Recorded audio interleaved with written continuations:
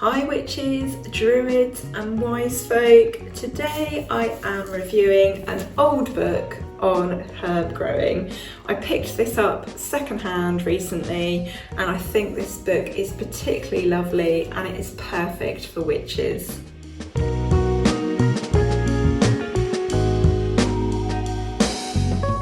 Hi everyone, welcome back. Thank you for watching. I'm Wren, I'm known as the Cemetery Witch, and today we are reviewing Herb Growing, a visual guide by Sampson Low. And this book is just so charming that I had to do a review. Usually I would review things that are very much available. However, this is just such a gorgeous tome. So it's out of print now. It was first published in 1978, but there are a few copies available online. So I'm gonna let you fight that out amongst yourselves. And obviously you can just keep an eye out in the Chazza shops. You never know, one of these might come up. So let's have a look at the book itself. So this one in particular, it's yellowing. It's damaged in all sorts of areas where the cover is and where people have snipped bits out, and it smells.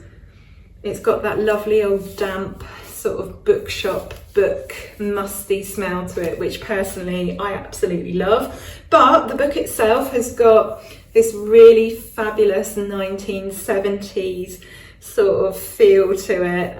It's got a great description on the back, which I'm going to read out to you. Herb Growing describes over 60 herbs and aromatic plants and gives full details about their cultivation, propagation and uses. The identification of interesting and useful wild herbs is also included in this easy to follow and helpful guide. Scaled drawings of each plant with a detail of leaf shape help the reader with identification and border planning. Most people are fairly familiar with the uses of herbs in cooking and potpourri.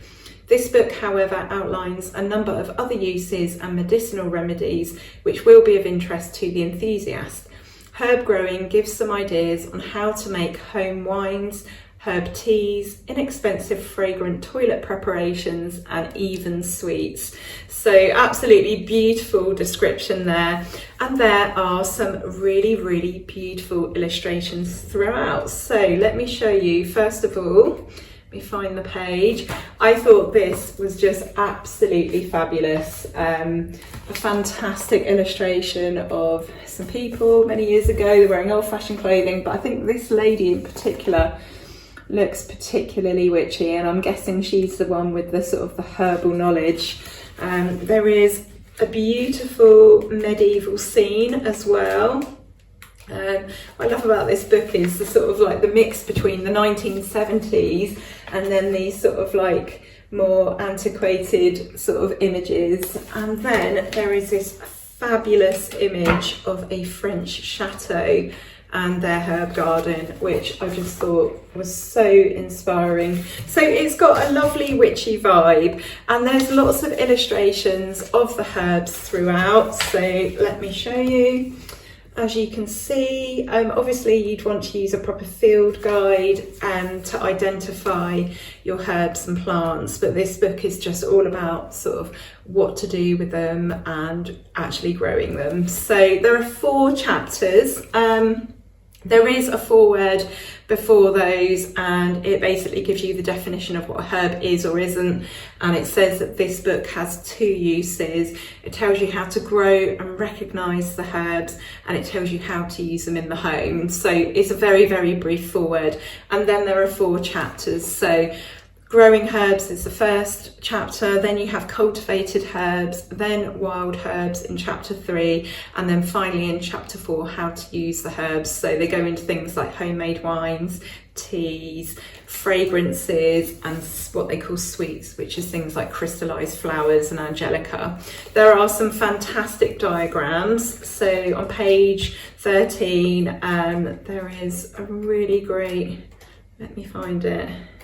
There's so many good things in here, but yeah, showing you how to plant up like this circular border here, and then there's lots of options. So if you've got a balcony, or you've only got hanging baskets, or you've only got pots, there's There's other grids for displaying all sorts of information, so whether something should be used for cooking, whether something is used for its scent, or whether something can be put in a pomander, which is very, very old-fashioned. Let me show you. There's so many grids. There's this one here, I didn't even notice that one before. Let me find page 26. So yeah, here we've got this grid, and it tells you what you should use that particular herb for. So there are obviously the herb lists that come after. There's over 60 herbs, and there are these like little boxes scattered throughout which have got historical advice and quotes and poems. There's some herbs that I've never even heard of in here, so costmary is one. There is a really random photo on page 92 which I thought was quite amusing, and then there is a wild herb grid as well on page 96, which lays out what is poisonous and what isn't, because obviously if you're picking things in the wild. So here, yeah, more grids. So there is so much information in here, like where they grow, the flowering time, drying advice, whether things can go in soups, salads, stews. Soup, salad, stews, sauces.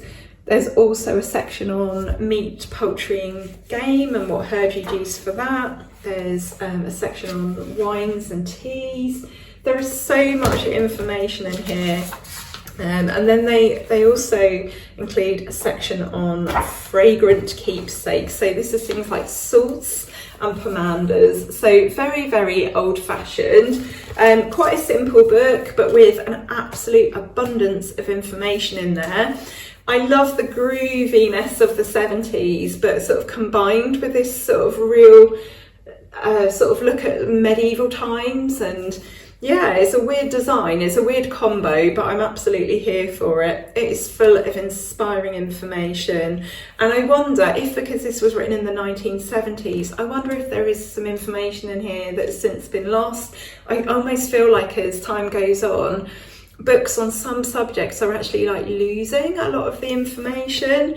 This is perfect if you want to learn to cook or garden, and just for some reason it just feels super witchy to me. I love the little hands throughout. I didn't notice them until after. So if you look here, there are these hands which just give you an indication of the size of the bush. I thought they were funny. Yeah, absolutely wonderful book. Everything in the 70s, I think, was just so cool. And I'm going to leave you to fight over the few copies that are online. So yeah, Herb Growing, a Visual Guide by Sampson Low.